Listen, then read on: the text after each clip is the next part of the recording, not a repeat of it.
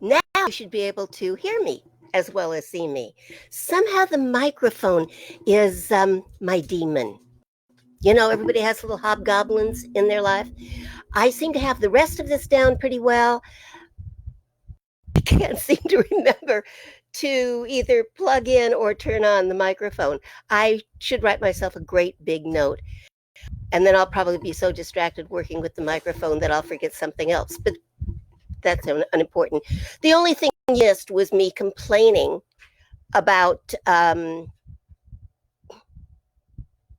little that goes round and round and round and tells me that we've gone live. Can you hear me now? Yeah, Dana says much better. So I'm going to assume that what she meant was it's better with sound than without. After all, I'll check in just to watch me and try to lip read me for an hour. Okay, yay, good. I'm glad you can hear me. Hi, Brenda. Hi, Rosa Marita. Hi, Dana. Hi, Steve. Hi, Steve. Is Philip there with you? I need to know these things. I behave differently when Philip is around, and I haven't had a chance to do that in decades, so I relish the opportunity. How is everybody tonight? It is, it's been a beautiful day in Ventura. Hot. Of course, I think anything over 72 degrees is going toward hot, and act accordingly. I'm a weather wimp. Cold I can handle. Hot, not so much. So, oh, hi, Kendra. Loud clear, thank you very much. How are y'all? What kind of a week has this been for you? What questions have come up for you this week? Before I get into anything else, and yes, I'm vamping a little bit because I want people to get a chance to check in and be here with us. I want to thank people. I would like to, first of all, thank my muse and my partner and my lighting person, the redhead at the other desk in the office. Thank you, Cac, and for reading and catching up and communicating with people while I'm chatting. I'd like to thank all of you who have shared the video from last weekend, from Sunday. My goodness, kept getting notices that people were sharing, and that's terrific. I really do believe that sharing the videos is going to be the way to grow our spiritual family, and I would love that. I would love that. Cac said the other day, you would do this if there was one person watching. And I said, I might do it if there were no people watching, hoping that somebody would share the video once it was taped. So,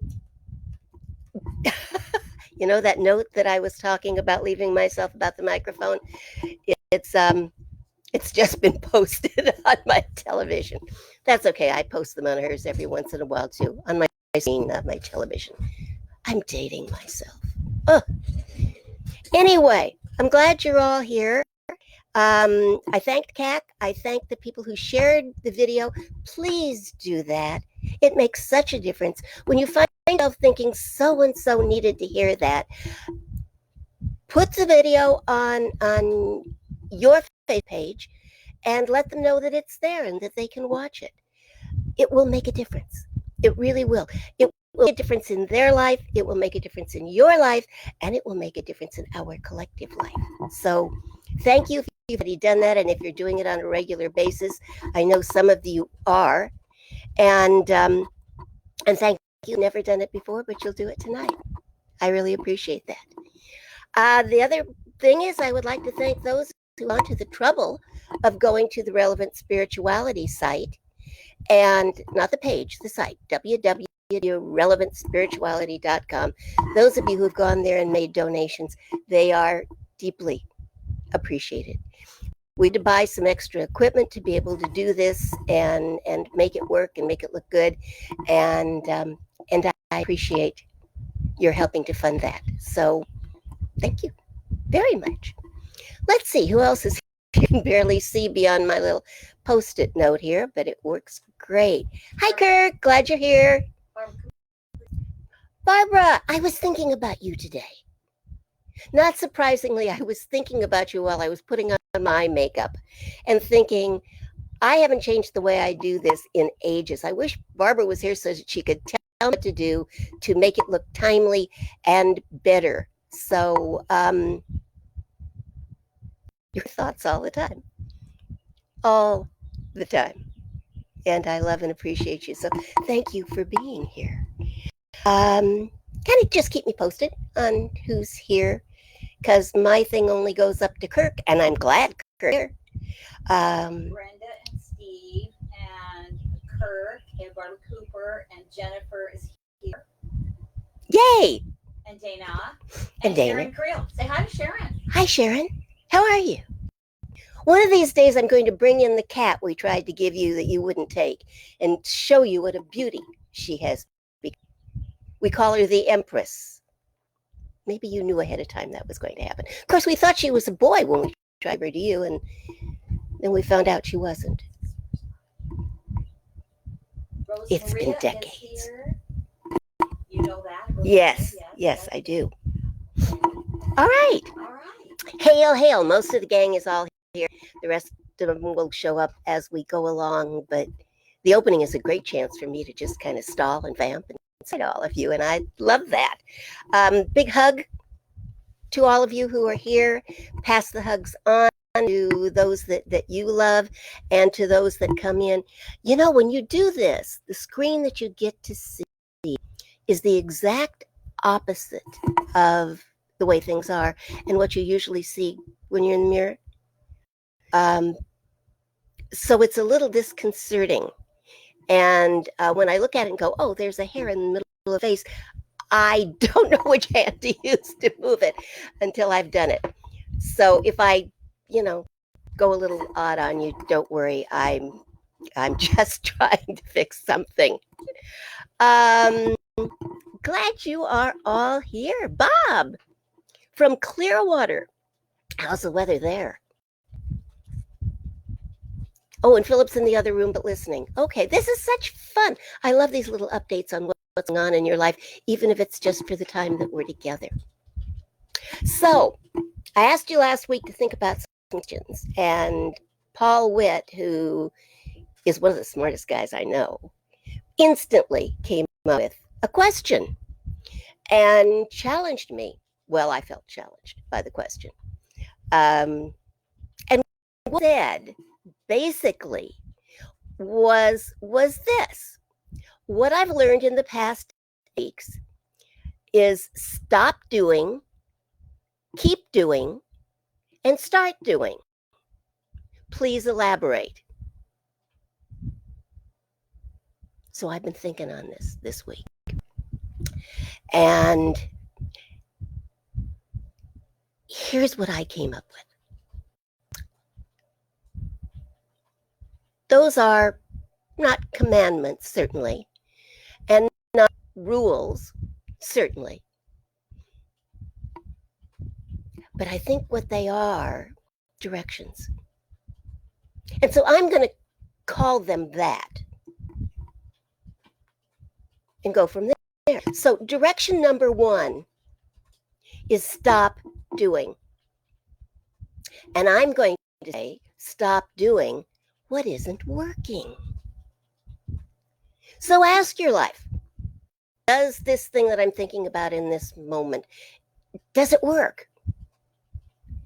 Look at your life, and your life will tell you clearly whether or not it's one for you. If your life is not what you want it to be, if your life is not the way you always dreamed it might be, if you're not happy, if you're not healthy, if you're not excited about getting up in the morning and getting on with your life, then something's not working. Look at your life and figure out what you're thinking or saying that's not working for you. And according to direction number 1, stop doing that. No excuses. No, but I've been doing that all of my life. Yes, you have. Look at your life. If you want something different, you have to change things. You have to change things. Change probably the number one requirement for your life to be the way that you really want it to be, if it isn't already the way you want it to be. So direction number one, stop doing. Which kind of goes along, doesn't it, with number two, or direction number two. Keep doing what is working. Keep doing what is working in your life. If getting up at 6 o'clock in the morning or 5 o'clock in the morning or even 4 o'clock in the morning, oh, that's unreasonable. Well, whatever time. If that getting up at that hour allows you to meditate before you step into the world, if it gives you time to journal before you get busy with all the to-dos in your life, if it gives you time to center and be quiet and listen to your inner voice, keep doing that. Keep doing what is working. Same drill. Look at your life. If it's working, keep doing it. If it's not working, stop doing it. Cool. Yes? Not hard to remember even. Direction number 3 is start doing. And I'm going to add start doing what you think needs to be done. Don't avoid it. You'll know soon enough what works and what doesn't, and then you can go to rule number 1 and 2.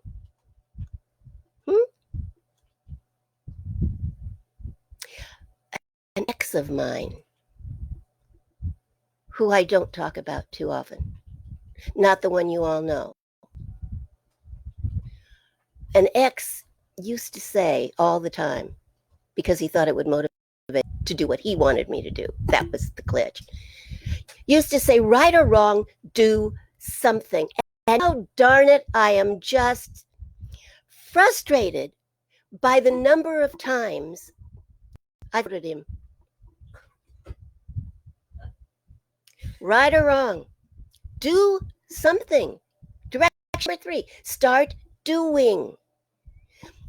Sometimes start doing really does just mean do something. Here's the deal, scientifically explained. An object in motion tends to stay in motion. An object at rest tends to stay at rest. It's Newton's first law of thermodynamics. I know, I surprised you, didn't I? Newton's 3 laws of motion, of thermodynamics. Law number 1 was an object in motion tends to stay in motion, an object at rest tends to stay at rest, unless acted upon by an external force. I'll come back to that in a minute. Law number 2, Newton's law. Force equals mass times acceleration, and acceleration equals force divided by mass, which is what gets planes off the ground, simply. Law number 3 is for every action, there is an equal and opposite reaction.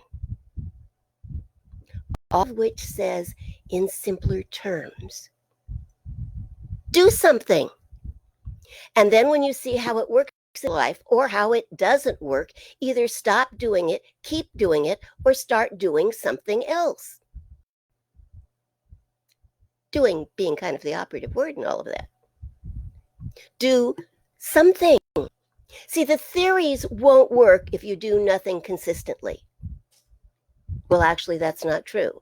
Theories will work perfectly by doing nothing if you do nothing.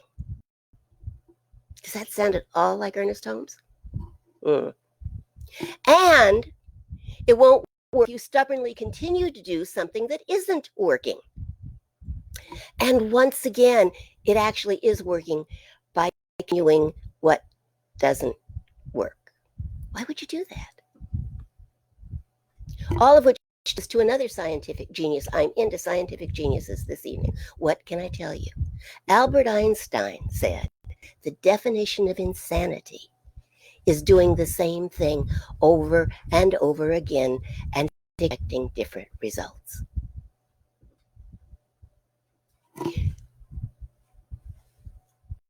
Do something. Stop doing what doesn't work. Start doing what does. I'll come back to the second law in a minute.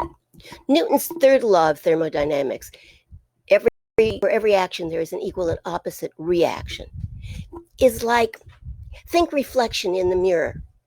When we claim something, believing, when we pray affirmatively, it is as if the thought bounces the mind of the thinker or the prayer and merges into the universe, which reacts by mirroring back to us the reality of the thing that we've claimed. It isn't just to say the words, although that's a real good place to start. We have to embody the image of what we're claiming. It isn't enough to want it. In fact, wanting is its own trap. When you say, I want to live in a great big house, I want to have lots of money, I want to have the perfect relationship, the universe says, yes, you do, and sits there. Or lets you want even more than you already want, but want is the verb in that sentence. So if you keep claiming that you want something, you get to keep wanting it. And you will want it more and more, because that's the way the universe works. We've got to more than just identify what we want. We need to see it, to believe it, to feel it as it's already a done deal. So that when the force of creation receives the image of that thing that we are praying for, it is so real that creation has no choice but make it real and send it back to us as that, as a done deal. Got it? Good. So now let's talk about the second law of motion. Force equals mass times acceleration, and acceleration equals force divided by mass. Oh, my old teacher would be so proud. I could go into all kinds of scientific explanations about that, and then you'd really know how little I know about thermodynamics, so I'm not going there. Let me focus on this. The second law of motion is what gets planes off the ground. The Wright brothers were stumped trying to get their plane off the ground until they thought about the second law of motion and what it called for. And then it was a done deal. In a more personal and absolutely scientific way, science, because it's provable in every life, under every conditions, anywhere, anytime. Let me talk about the second law of motion, because it is what will get you off your butts. I can't, but it won't work. But I tried that before. But I'm too old, but I'm too young. But what else? See, if whatever is follows the word but sounds like it's whining, it's you. And whining is not prayer, and it is not productive, and it might be creative, but oh, not the way you want. What has been keeping you from doing what you know to do? The second law of motion is really start. The second law of motion is motion itself. Get off your butts, get off your couch, get off your excuses, and the second law will then lift you up so that you can fly.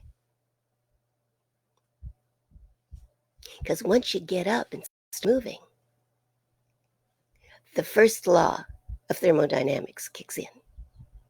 An object in motion tends to stay in motion. Have you got it? Have I made any sense? I hope so, because it certainly makes sense to me, but sometimes things do that don't necessarily translate. I hope my little science lesson has been good for you. Thank you, Paul, for the question. It has kept me Googling quite this week. So, are there any other questions? What else would you like me to pontificate about?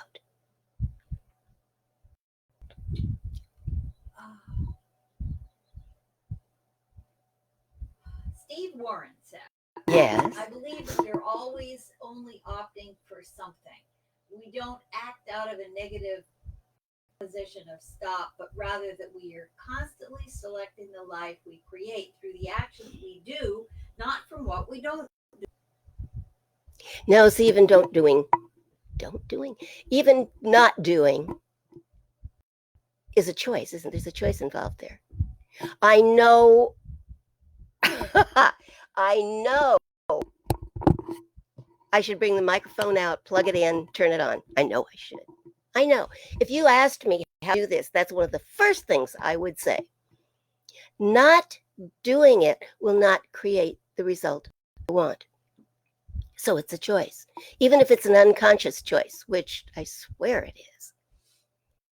The choice to purposefully, consciously get the microphone out, put it on the desk in front of me, plug it in, turn it on, that's an action word. It's a conscious choice.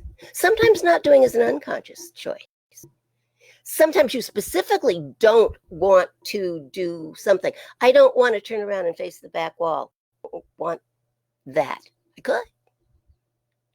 But that would probably be non-productive as well. I don't know how most of you would stick around if my voice was garbled and all you had to look at was the back of my head. I'd find that very boring. Now, I can do that. I can choose to do that, but it won't create the result I want, or the result, as it turns out, I think that you want. There are choices involved. It's about choices, always. And sometimes the choice not to do something you know is going to be not productive is in fact a choice. It creates an action of its own. If I'm not going to do that, what am I going to do? Are you with me? Am I with you?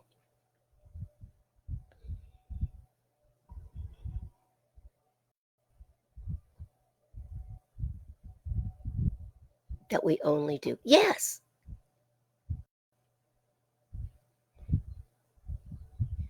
Susan says, like a boomerang, you get back what you sent forth.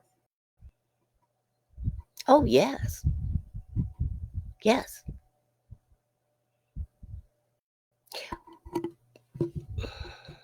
Yes. And most of us know that. They don't know what Oh, you might not know it. Cat's talking to me over here. It's very clear to me. You can't always hear that. So, Cat was reading what Susan wrote, which is like a boomerang, you get back what you sent forth. And I'm absolutely agreeing with that. 100%. You get back what you send out. And you get it back almost to the degree which you send it out, which I find kind of a fascinating thing. If you are really convinced, really believe, or really have to, something in you cannot stop, and you send out the idea that you can do this, you can be that, you're unstoppable. You know, there are all those stories of 100-pound women lifting up cars to get them off their children. They can't do that. But for the moment, they believed they could. Steve, And that's all it took. Yes? Steve says, and you can't get back what you don't send out.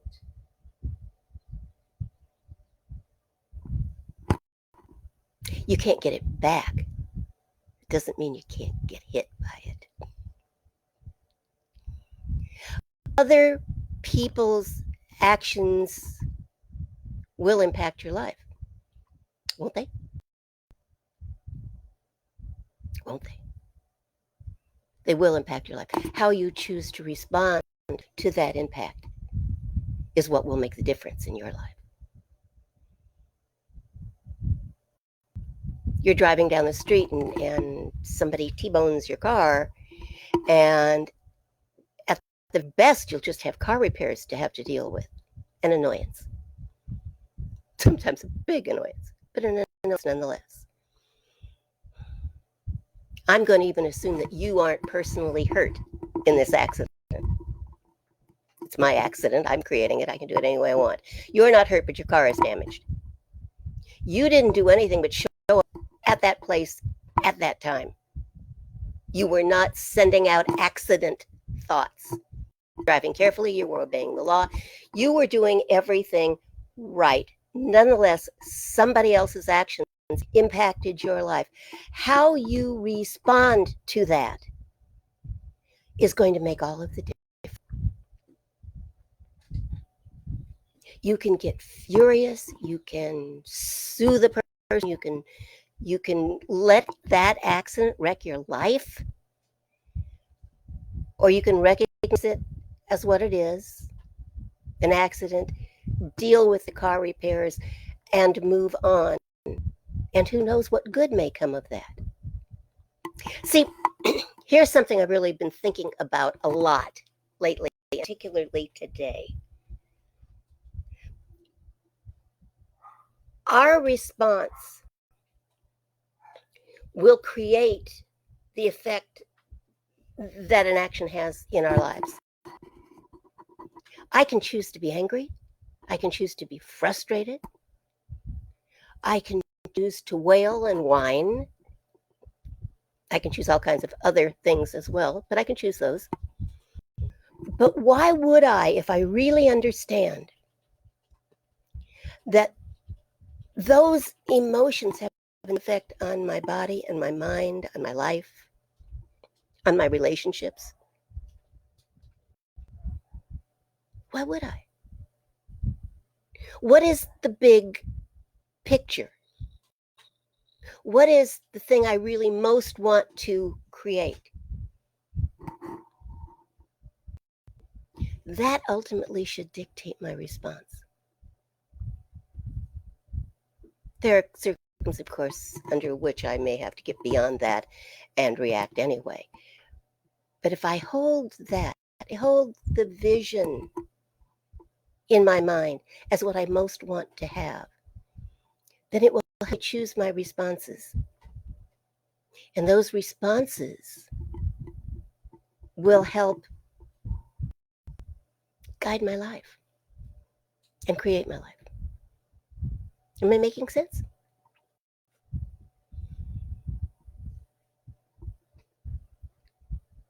Steve? Yes. Yes.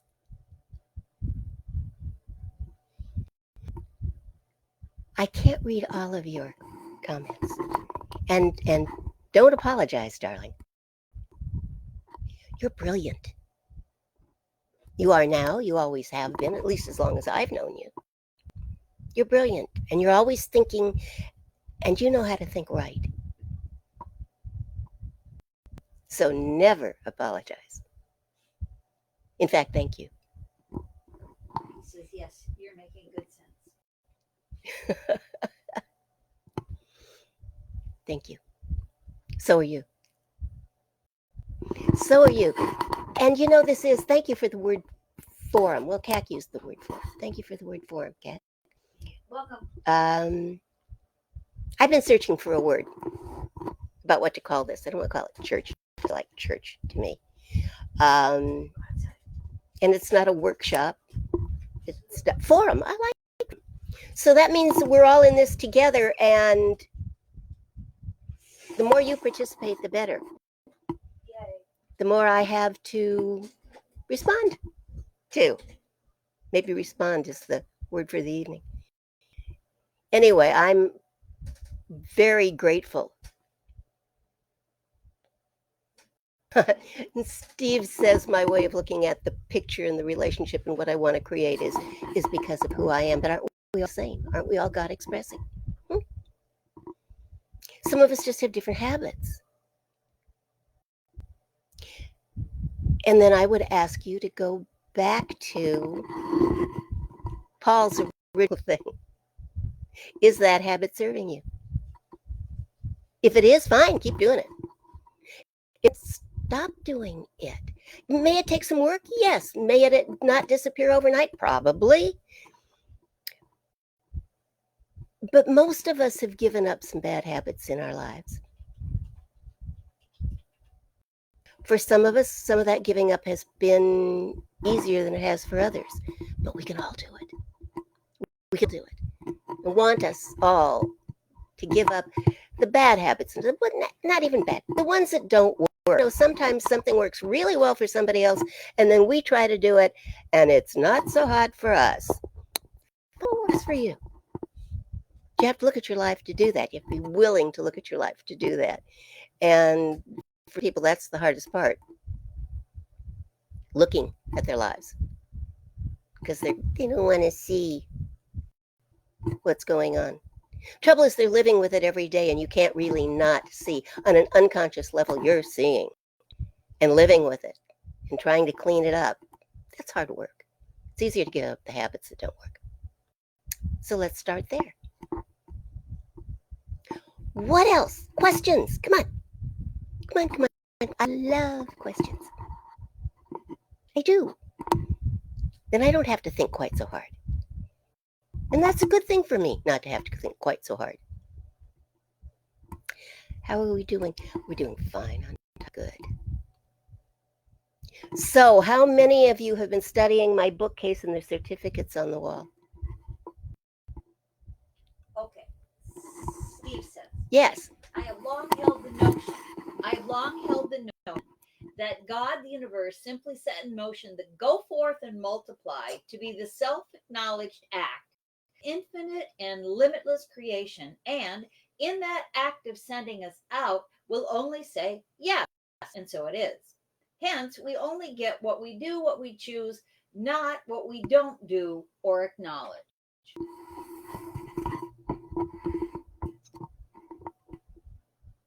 Not wrong. Not wrong. See, read me the part one more time because it cuts off on my screen here. Hence, we only get what we do, what we choose, not what we don't do or acknowledge. I'm going to agree with you with a little side theory here, which is that by not doing, not claiming, not acknowledging, it still doesn't make us go away sometimes.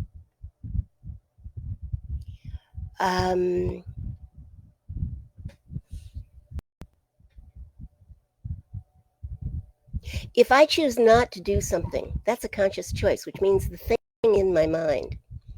So how I'm judging it in my mind, what I'm labeling it as in my mind, I'm still thinking. And when you're thinking, you're praying, you're communicating. Think Big Brother. It's almost easier sometimes to think of God as Big Brother, just a positive Big Brother. But sometimes we don't do something because we're afraid of it. Or we don't claim something because we're afraid of what it will do in our lives. The trouble is then it's in our minds. It's still working. And if it's in our minds enough, we may be attracting it anyway. Just a thought. I don't have all the answers. I'm just thinking. But I know thought is creative. I know thought is creative. Now, we're absolutely, I am not thinking about grocery shopping. So I'm not creating grocery shopping in my life. The minute I think about grocery shopping, I can accept or reject that thought. I'm going to reject it right now. Because there's still long lines at Trails. And that's going to create, just on a real conscious, not even bothering the universe level, going to create me not going there. Steve has a comment. Yes, darling? He says, by acknowledging that I must have participated in the car wreck, I can keep the responsibility for my life creation and never go to blame. Yes. Yes. And you participated in, to the extent that you were in that place at that moment in your car. You made a choice to be there. You were headed someplace else, but you made a choice to be there. So yes, you can accept the responsibility for that and not go to blame, and that's a good thing, unless in accepting responsibility, you knew I'd turn a corner someplace, didn't you? Unless in accepting responsibility, what you are really doing is putting the blame on yourself, because no blame to be put. If you can say, I'm responsible for being in that corner at that moment in time, fine.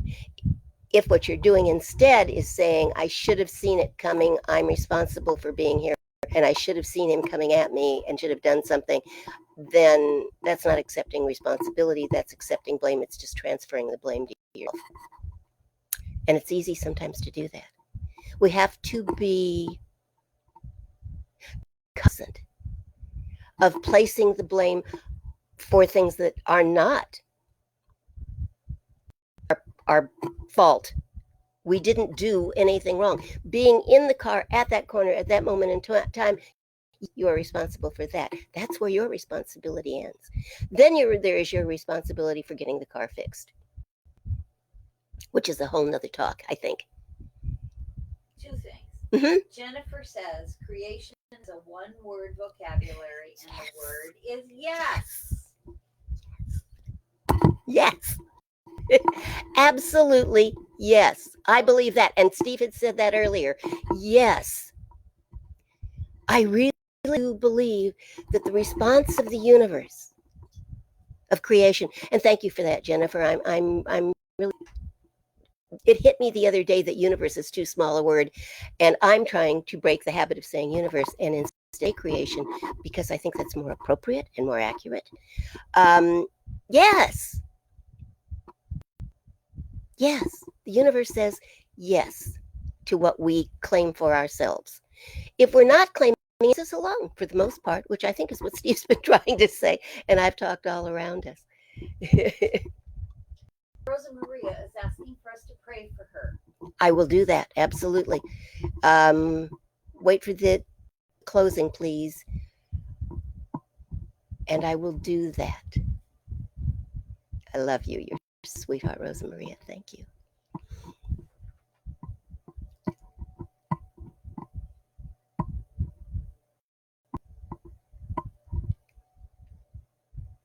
I think something else Steve said in here. And let me know if I've misinterpreted you, Steve.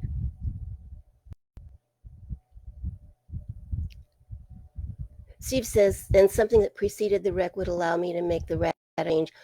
Always have to look for the gift of the universe, because the universe only says yes. And further, I honestly believe with all of my heart, and I have to, because I'm miserable if I don't. I have to believe that even in something that I would label as bad or negative or destructive, there is a gift. And I will struggle till I find. Sometimes it comes pretty easily. Sometimes if I just stop for a minute and take a deep breath and say, okay, where's the gift in that? It pops right up. And I go, oh, there you are. Sorry, I didn't see you. Sometimes I have to look harder. And sometimes the gift is revealed over time. But I believe there is always a gift. Everything in my life has brought me to this moment, to this place with you.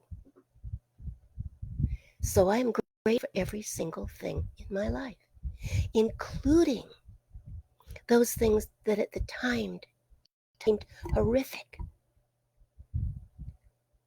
But I'm here. They brought me here. To you tonight. And so I'm grateful for all of them. And I pray for you that you can learn to look at life that way as well. Thank you, Steve, for bringing that up. Yes. The universe says yes and rebounds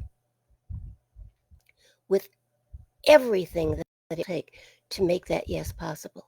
And sometimes that isn't pretty. I can't tell you the amount of counseling I've done with people who come in about relationships and go on and on and on. And finally say, so make her better. Make my life better. I say, what do you really want? What do you really want? And they will say, I want a better relationship. I said, okay, then that's what I pray for you, because I can't pray for him or her. They're not here. They didn't ask me to do that. But you did.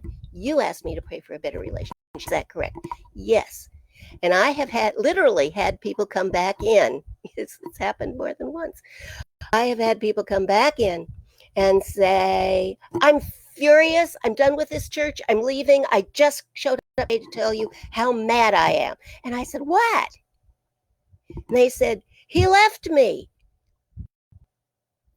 And while I said, I'm sorry if that hurt you, I was inside going, yippee! The only way that relationship was ever going to work out.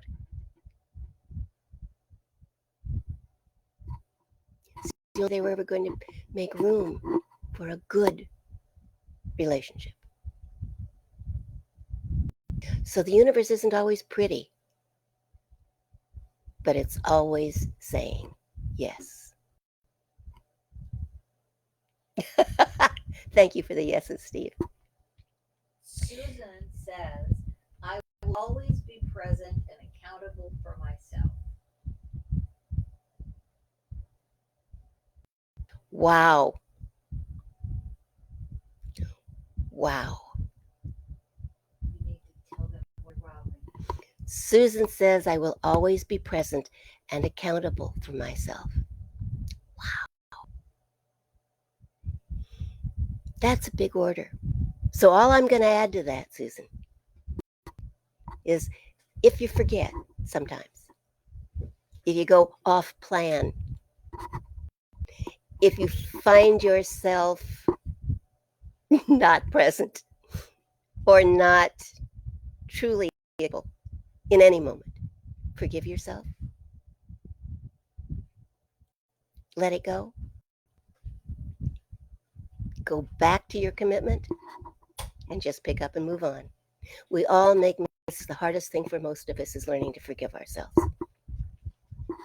The hardest thing is allowing ourselves to make. Most of us will forgive everybody else before we'll forgive ourselves.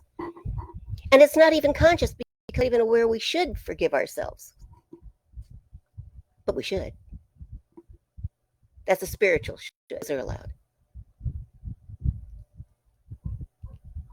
We need to hold ourselves lightly, to be at least as generous with ourselves as we are with others, to forgive, take the lesson, and to move on, and not get bogged down in self-condemnation. You are God expressing. Sometimes you don't express as accurately as you would like. So forgive them and then move on. Present and accountable, aren't those two great words? Steve picked up on them too. Present, in the moment, here, now, not out there in Tomorrowland or back there in yesterday. Present. Yesterday is gone. If there's something you clean up about it, do that. Clean it up and then move on. Tomorrow, how much can things change between today and tomorrow? 3 months ago, Would you have thought that you're doing what you're doing today or this week? I know some of you are in places where they're lifting a lot of regulations, but they haven't done that in California yet. So we're staying in, and I'm probably going to stay in for a while even after they lift the regulations because I'm immunosuppressed. I'm one of those people. I don't want to be afflicted by this disease. I don't want to have to find out if prayer is strong enough to heal it. I'd rather just not get it. So I'm taking all the steps that I can, which is pretty much not stepping out, to protect this body that I have been given.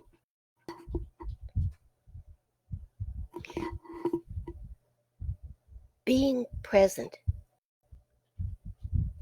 I think, is finding the beauty, the gift, the wonder in the moment, wherever you are, whatever is going on. It's looking for God in the other person, because if you look, you'll find it. It's recognizing the wonder around you and the beauty, and taking it all in and recognizing that it's there in that moment for you to see.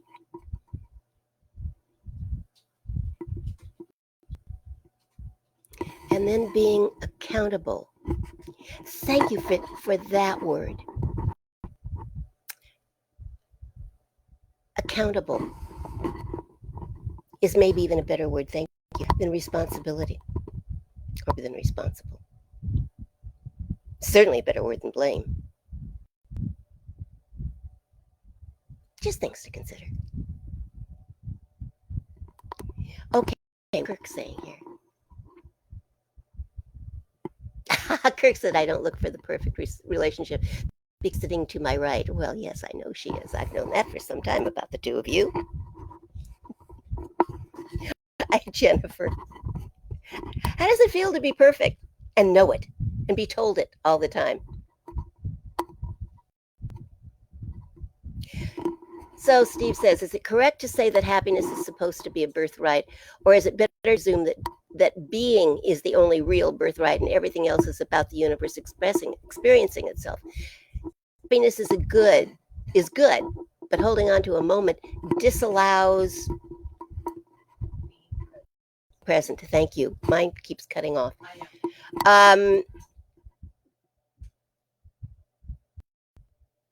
I think happiness is a birthright if you choose it. One from column A, one from B, one from column C. Happiness is in one of the columns. But, and here's another thought I had today that I dwelled on for a while. If we were happy all the time, well, first of all, we'd probably get locked up. But if we felt like we were supposed to be happy all the time, then would we get the gifts that come with sadness, with anger, with frustration? Most of us get some of our greatest lessons and our greatest gifts from moments that would not necessarily be labeled as happy. Kat did a radio interview just before we came on tonight, and I heard her asking her guest to talk about a situation, a circumstance in her life, and how she overcame it. And I thought, most of us don't come the situation. We become more because of it. When we are willing to shake it up and look for the gift in it, we become greater, fuller, happier, ultimately, because of it. Don't we? But if we label that thing, if we insist that it's bad, that it's horrible, that it's ruined our lives, well, then the universe is going to say, there it is again, yes, it's This is what it feels like to you. It's bad, it's horrible, it's ruining your life. That's what it feels like to you. And so it shall be until such time as you change your mind about that.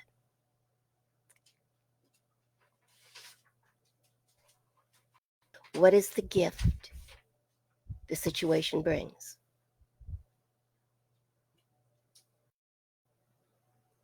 Happiness is a choice. It's a choice. I don't even know if it's a birthright. Steve, you may have a point there. You probably usually do. Jennifer says that her happiness is because their daughter is Mary Poppins.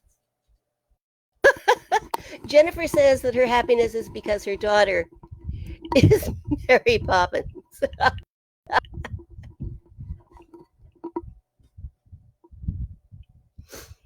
Oh, well, there's a mother's viewpoint. How lovely. And what a joy. What a joy that you can look at life that way, see it as that, and that you get to experience Mary Poppins in your life. That's a thing. You gave her the magic wand. I gave her the magic wand. I did. I did. I love giving away magic wands, and I've got a few left in my treasure chest. So those of you that feel like you have a child in need of spiritual awareness and a baptism, let me know once they lift all these regulations, and we'll see what we can do. I don't know if I can get more of those same ones, but I better check into it. She played Mary Poppins in March. Is she old enough to do that? Oh, Lordy. Oh, Lordy. These kids have all turned around and grown up on me. And I just see most of you met as adults, I think, still look exactly the same and act the same. And if anything, are better than you ever were. It's the children that fascinate me. Nancy De Los Santos wants to know what a magic wand does. Oh, it does magic, Nancy. It does, Nancy. Magic. Maybe I'll talk magic wands next week. If you'd like me to do that, I will. Like I said, I've got a couple left. And I'm realizing that we're running out of time and you have lives to get on with. And I don't want to leave without praying. Thank you, Dana. I do a good baptism. I do. And the magic wand was my idea, and I've never regretted it. Love those wands. So maybe next week we'll just talk a little bit about magic. There's a good thing. Do I believe it? Mm-hmm. Do I think it's a spiritual thing? Mm-hmm. Me and the universe? Yes. Yes. So let's take a moment and pray together and get ourselves amped up for what's to come of the week. Close your eyes if that feels good. Always does to me. Or just soft focus them. And be here now. Present in this holy moment. Filled with wonder and opportunity. Creation.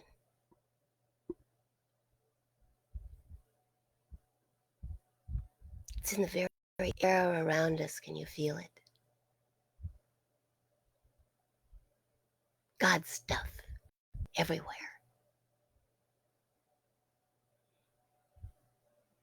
Creation awaiting word, awaiting our choice so that it can make us something.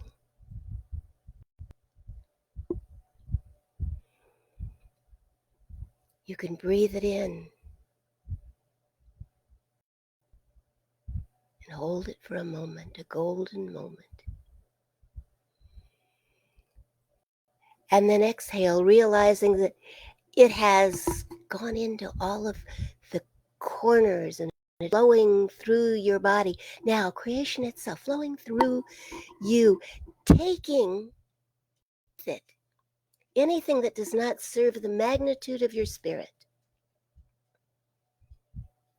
allowing you to exhale that back into the nothingness from which it came,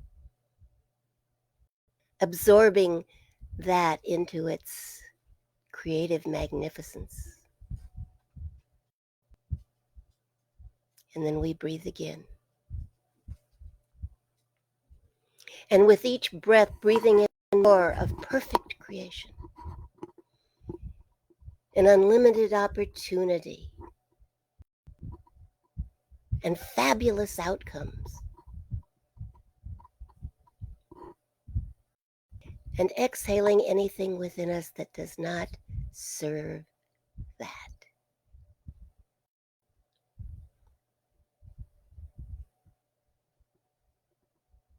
All there is God. All that there is creation, waiting to go forth into life in a new way because you, as an expression of it, have claimed it.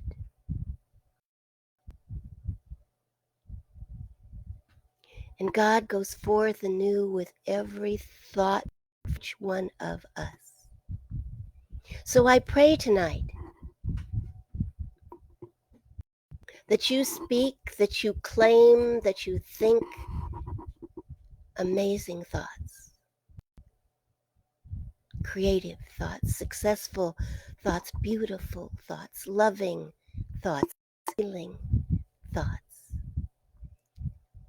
so that your world and my world can be all of that, healed and whole and loving and kind and ever more beautiful.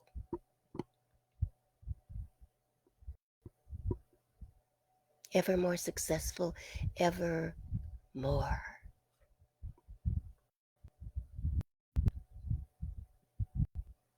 I pray tonight that you recognize the magnificence of your own spirit,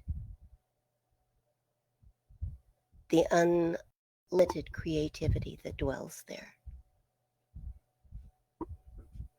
and your ability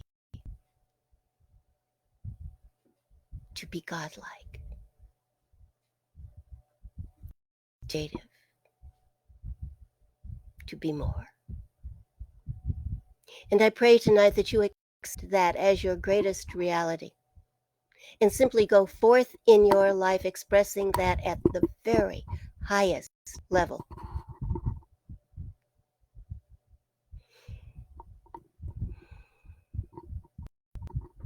And I am grateful for our creating together that makes our world a better place.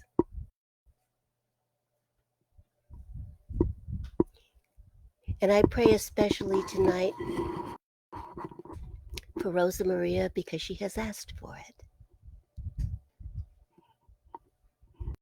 I pray that her life is whole and perfect and complete. I pray that that which she desires becomes her reality and that her heart is happy, her body is healthy, her mind is clear and productive and in perfect alignment with her spirit. I am thankful for this and all.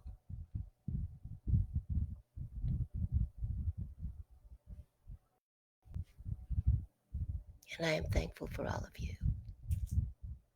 And so it is. And so I let it be.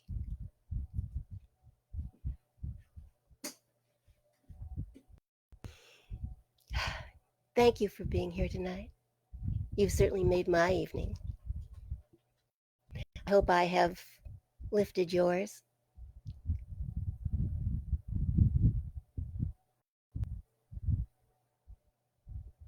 Nancy has asked that we pray for Justice Ruth Ginsburg. I will doing and will continue to do that, and I ask all of you to put her in your prayers. We need that woman doing what she's in the world. Let's keep her around a little longer.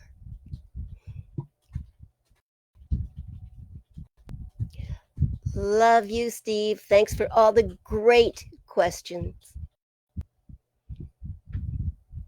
Thank you again, Kat, from everybody, but especially from me. Thank you. Thank you. Thank all of you. I'll be here Sunday at noon, Facebook Live at noon. Kat, I'm sure, will create yet another fabulous meeting to remind us all. So check in during the week and see what's going on. Thank you, Nancy. I give you a title. Yes, Sunday does require a title. I try to get out of giving Wednesdays a title, but so I will do that. Yay! I will do that. I will do that. And for those of you that were here Sunday, I've cleaned up my desk. Well, I cleaned up my desk. Now messy again, but it was cleaned up at one point, and it will be again. I love all of you. Thank you for being here. Thank you for your prayers. Thank you for sharing the video. Thank you, thank you, thank you, thank you. I love you. I'll see you on Sunday. Bye for now. While I find the button and my cursor.